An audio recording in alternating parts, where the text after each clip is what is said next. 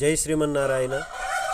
కృతయుగము, త్రేతాయుగము, ద్వాపరయుగం ఈ 3 యుగాల కంటే కలియుగంలో మానవ జన్మను సులువుగా పండించుకోవచ్చండి, సులువుగా తరించుకోవచ్చు.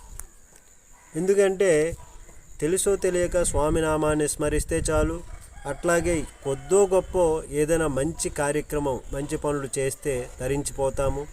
అట్లాగే మంచి పనులు చేయాలన్నటువంటి తలంపు మనలో కలిగినా సరే, ఇంకా అదనంగా భగవద్గీత రూపంలో స్వయంగా శ్రీకృష్ణ పరమాత్మ మనకు బోధ చేస్తున్నారు. మనం చేయాల్సిందల్లా అర్జునుడిగా భావించుకొని అందులో ఉన్నటువంటి జ్ఞానాన్ని తెలుసుకొని దానిలో కొద్దో గొప్ప ఆచరణలో పెడితే మన జీవితం పండిపోతుంది, మానవ జన్మ తరించిపోతుంది. ఇందులో సంశయం లేదు. అయితే ఈరోజు భగవద్గీత 1వ అధ్యాయము కురుక్షేత్ర రణరంగమున సైనిక పరిశీలనలో 7వ శ్లోకాన్ని, దాని భావాన్ని చెప్పుకుందాం. అస్మాకం తు విశిష్టాయే తాన్ని బోధ ద్విజోత్తమ నాయక మమ సైన్యస్య సంజ్ఞార్థం తాన్ బ్రవీమతే. ఓ బ్రాహ్మణోత్తమ, గురు ద్రోణాచార్య అంటూ దుర్యోధనుడు చెప్తాడు.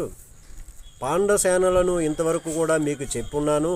ఇప్పుడు మన సేనల్లో కూడా యోగ్యులైనట్టి అనేక మంది నాయకులను గురించి, వీరులను గురించి మీకు చెబుతాను అని దుర్యోధనుడు చెప్తాడు. జై శ్రీమన్నారాయణ.